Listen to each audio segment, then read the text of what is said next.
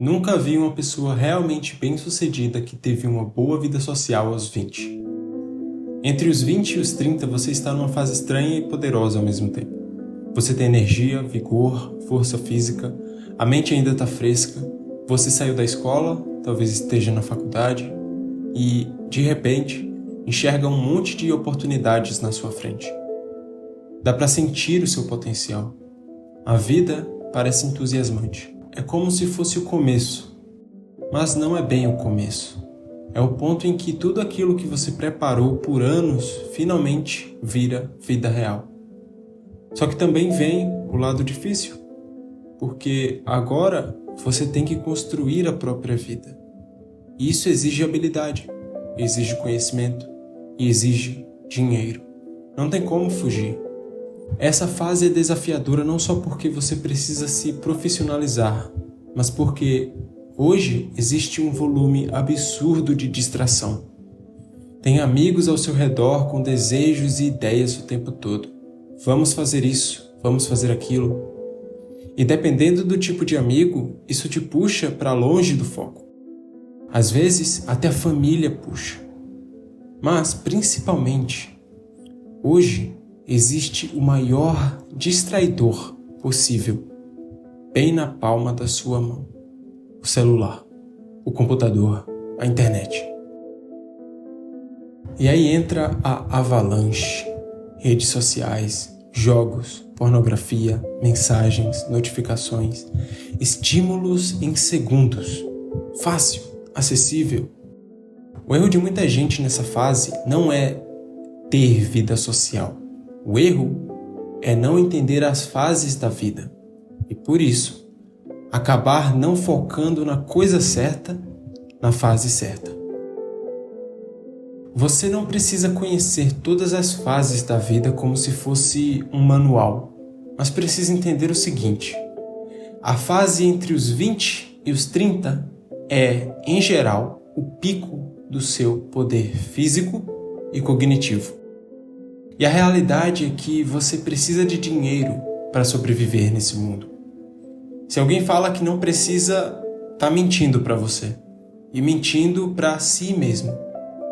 Não é pelo dinheiro, é pelo que o dinheiro compra. Plano de saúde, moradia, comida e o básico que te dá dignidade. Só que para conseguir o dinheiro que compra tudo isso, é necessário muito esforço físico e mental. Ou seja, a melhor fase é essa, não? Então por que não focar em conquistar isso?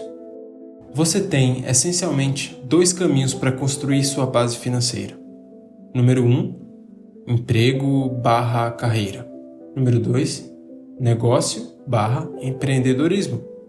Nos 2, você vai precisar estudar, aprender, se qualificar. E isso exige energia mental, esforço. Se você vai pelo caminho do emprego, talvez precise de faculdade, certificações, especialização, prática. Se você vai pelo caminho do negócio, vai precisar tomar decisão difícil, aprender rápido, construir do zero, cair e levantar. O que também exige cabeça e físico. É por isso que essa é a fase perfeita para construir a sua base. Porque depois, biologicamente, as coisas começam a ficar menos favoráveis.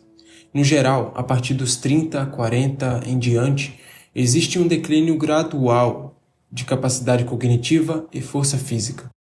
Não significa que acabou, não acabou, mas não é o momento mais fácil para iniciar do zero, o que você poderia ter iniciado no seu pico. E se você quer construir família, isso pesa ainda mais no calendário. Se você é homem e quer ter filhos com sua esposa, a janela biológica feminina não é infinita, porque a fertilidade feminina começa a cair gradualmente aos 30 e tende a cair cada vez mais rápido após os 35. Então, falando no mundo ideal, de 20 a 30 anos, é construir a sua base. Habilidades, carreira, negócio, dinheiro. Dos 30 aos 40 é a fase mais natural para consolidar família, ser pai, mãe, com presença. Dos 40 aos 60 é o momento perfeito para ajustar o ritmo, cuidar mais da saúde, colher os frutos, reequilibrar áreas. Construir uma carreira boa ou um negócio sólido é difícil, e a parte mais difícil é o começo. No início, você não é tão adulto quanto imagina. Você tem muito a aprender, muita coisa para viver, errar, corrigir, amadurecer. Só que se você começa cedo, com um motor no máximo, fica um pouco menos difícil. Com o tempo, vai ficando mais fácil. O negócio ganha estrutura, a carreira ganha experiência, as habilidades aumentam e você começa a jogar o jogo um pouco melhor. O problema é quando você chega mais velho, sem base e precisa resolver tudo com menos energia, mais responsabilidades, com mais a perder e menos margem de erro. Existem duas mentiras que eu vejo muitos repetirem como desculpa para viver no automático. A primeira é: você tem que aproveitar a juventude. A segunda é: você não sabe se vai morrer amanhã. Vamos desmentir as duas. Começando pela primeira, a juventude é para aproveitar. Quando a maioria fala aproveitar, não está falando de vida boa de verdade. Está falando de hedonismo, prazer imediato. Festa toda hora, bebida, fast food, maratonas infinitas de séries, pornografia, jogo, aposta, dopamina barata. Primeiro, também dá para fazer tudo isso aos 40. Segundo, sim, dá prazer, mas é um prazer primitivo, instintivo, animal. É só o seu corpo apertando botões químicos. Não é algo tão transcendente quanto parece. Não é um prazer com substância. Aos 40, você ainda consegue correr, viajar, fazer coisas legais, praticar esportes, viver experiências. Isso levando em consideração que você cuidou do básico: exercício, sono, alimentação e saúde mental. Na verdade, quando você fica mais velho, você tende a ficar mais consciente. Você percebe mais coisas. E isso aumenta a sua capacidade de viver experiências com profundidade. Ou seja, é a antítese de que você tem que aproveitar na juventude. E tem um tipo de prazer que as pessoas acham que estão buscando, mas não estão. O que os gregos chamavam de eudaimonia. É o prazer da alma. Você sofre primeiro, conquista depois. Você constrói algo difícil e a recompensa por aquilo é maior. É um prazer mais profundo, mais satisfatório, mais limpo. É por isso que alguém sente mais realização construindo algo grande do que bebendo uma cerveja e assistindo Netflix. Isso é fractal, acontece tanto no dia a dia quanto na vida inteira. No curto prazo, você escolhe trabalhar ao invés de jogar, estudar ao invés de maratonar, e no fim do dia sente um prazer de conquista. No longo prazo, você sacrifica muito entre os 20 e os 30, mas depois colhe uma vida com um nível de liberdade e prazer muito maior. Segunda mentira: você pode morrer amanhã. Na verdade, sim, você pode, mas também existe uma lei. Probabilidade. Existe uma probabilidade de você morrer amanhã, e ela varia de acordo com fatores como o quanto você se expõe, seu risco no trânsito, onde você mora, como você come, como você cuida do seu corpo e um grande etc. de variáveis. Mas seres humanos, com toda a sua capacidade cognitiva, foram lá e inventaram uma forma de calcular essa probabilidade, algo chamado de expectativa de vida. No Brasil, está na casa dos 76 anos. Para se ter uma noção, em 1940, a expectativa de vida era de 45,5 anos. Ou seja, a gente está vivendo quase o dobro. E isso tende a aumentar, especialmente com os avanços da IA na medicina. Em palavras simples, a probabilidade de você estar vivo amanhã e depois de amanhã são bem altas e seguem aumentando. O que distorce a sua cabeça é o viés da disponibilidade. Esse viés é um atalho mental, uma heurística que nos leva a avaliar a probabilidade de eventos com base na facilidade com que esses exemplos vêm à mente. Se você só vê tragédia no noticiário o tempo todo, passa a achar que isso é o normal. Só que a maior parte das mortes não vem de assalto, não vem de acidente de carro. Em geral, vem de doença crônica, coração, pulmão, diabetes, etc. Tem um ranking da World Health Organization das 10 maiores causas de morte. E assalto e acidente de carro nem sequer aparecem na lista. E tem outra coisa. A tecnologia melhora ano após ano. Carros ficam mais seguros. Estradas e sinalização tendem a melhorar com o tempo, porque as cidades corrigem pontos de acidente. Transporte aéreo nem se fala. É mais seguro do que parece e melhora a cada ano. Então, ao invés de viver como se amanhã talvez eu morra, a frase mais honesta e a forma mais honesta de enxergar isso é: as chances de eu estar vivo amanhã são muito altas. E sejamos francos, quem usou essa desculpa de posso morrer amanhã para não construir nada, geralmente acordou vivíssimo da Silva 20 anos depois. Só que agora tinham que pagar o preço. Se você quer uma forma mais fácil de enxergar isso, pense da seguinte forma: foco é como uma moeda. Todo dia você recebe 100% de foco, como quem recebe um salário no fim do mês. E você tem contas fixas, despesas que você precisa pagar com esse foco. Na minha concepção, nós temos 3 contas fixas de foco. A primeira é saúde. Você não pode zerar isso. Não pode simplesmente dedicar 0% de foco a essa área. Caso contrário, terá problemas de saúde e eles acabarão atrapalhando todo o resto. Quando você tem saúde, você tem 1000 problemas. Quando fica doente, passa a ter apenas um.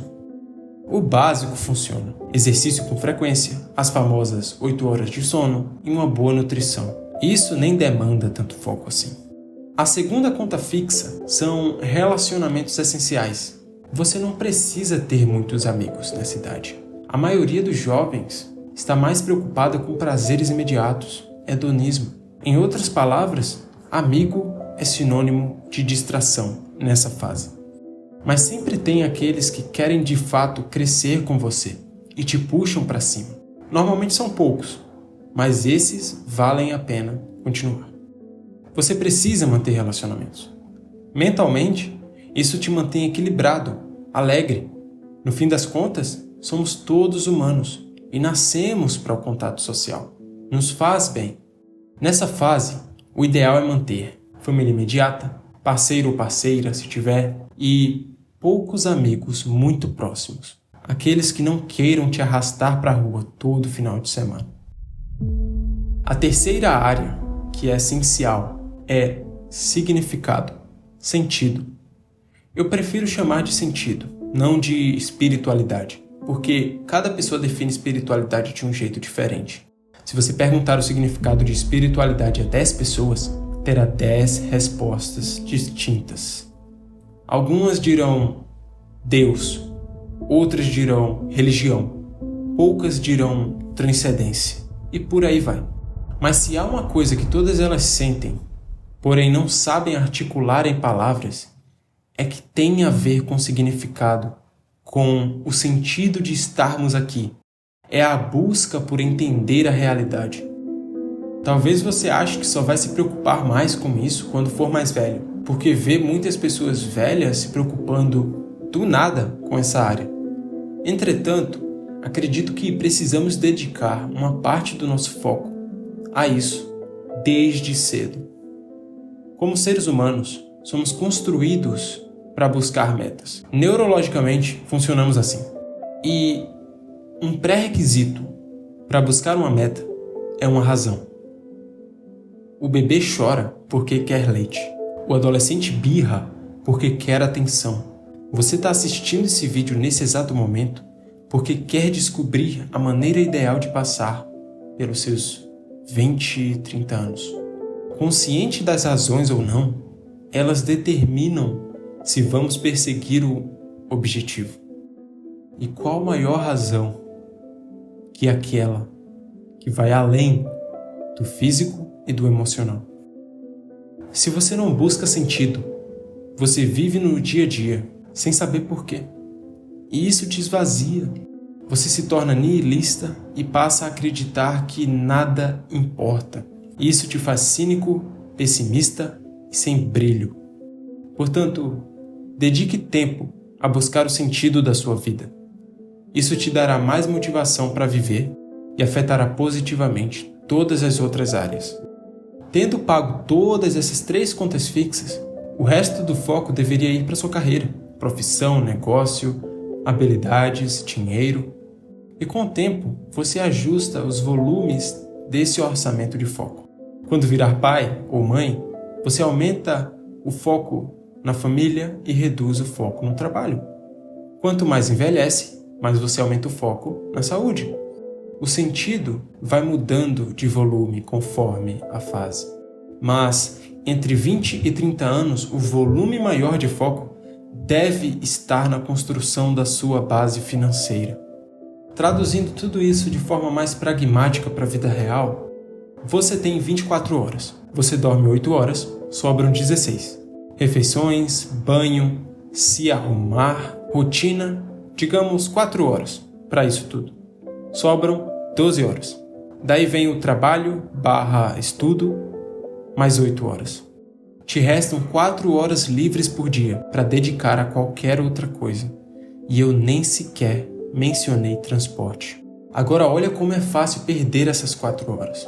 4 horas na internet, festa, que te faz chegar tarde e te destrói no dia seguinte. Só mais um episódio, só mais uma partida, e quando você vê, o dia acabou. Você não precisa virar um monge, mas foco é priorização. E priorizar é dedicar a maior parte do seu tempo para o que importa. No fim, eu só articulei e expandi tudo o que está comprimido em uma frase motivacional que circula muito por aí, que é: trabalho primeiro, prazer depois. Acredito que agora você vai enxergar os convites, as distrações e as tentações de uma forma diferente.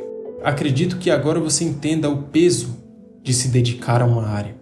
Acredito que agora você vá iniciar aquele projeto, estudar aquele tema, fazer o que precisa ser feito, dizer um monte de não. E isso vai mudar a sua vida lá na frente, porque provavelmente você vai chegar lá. E quando chegar, o nível de prazer e liberdade que você vai ter por ter construído cedo vai ser muito maior do que qualquer prazer imediato que você acha que está aproveitando agora. O caminho alternativo é o que o mundo vende. Brinque agora e trabalhe depois. Só que no depois, você sofre 3 vezes mais e na pior fase possível para consertar. Se é para sofrer, sofra agora, enquanto aguenta a pancada. E depois, colha os frutos.